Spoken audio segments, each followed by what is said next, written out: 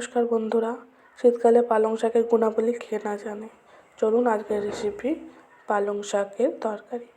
প্রথমে কড়াই আলুগুলি দিয়ে ভালোভাবে ভেজে তুলে নিচ্ছি। দেখুন ভাজা হয়ে গেছে, তাই এবার আলুগুলি তুলে নিচ্ছি। এরপরে আমরা কড়াই বেগুন দিয়ে দিলাম। বেগুনে স্বাদ মতো আমরা লবণ দিয়ে দিচ্ছি। এরপর বেগুনটিকেও ভেজে আমরা তুলে নিচ্ছি। কড়াইতে এরপর একসাথে কচু ও মূলো দিয়ে দিলাম, দিয়ে ভালোভাবে ভেজে নিচ্ছি। ভাজা হয়ে গেলে এটিকেও তুলে নিলাম আমরা।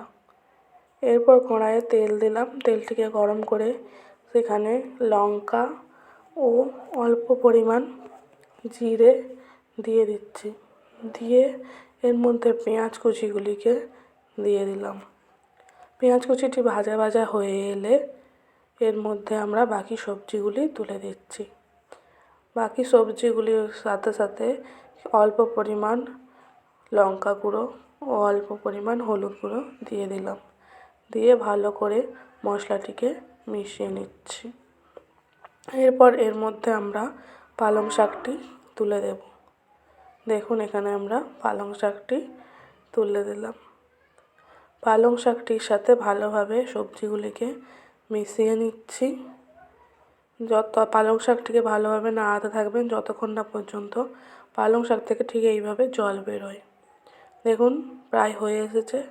এরপর এতে আমরা সামান্য পরিমাণ জল দিয়ে দিচ্ছি এবং এতে সর্ষে বেটে রেখেছিলাম, সেই সর্ষে বাটাটা আমরা এখানে দিয়ে দিচ্ছি। সর্ষে বাটা দেওয়ার পর ভালোভাবে মশলাটিকে কষিয়ে আমরা এখানে 5 মিনিটের জন্য ঢাকনা চাপা দিয়ে রেখে দেব। 5 মিনিট পর ঢাকনা খুলে নিয়ে নামিয়ে নিলেই রেডি আমাদের আজকের রেসিপি পালং শাকের তরকারি।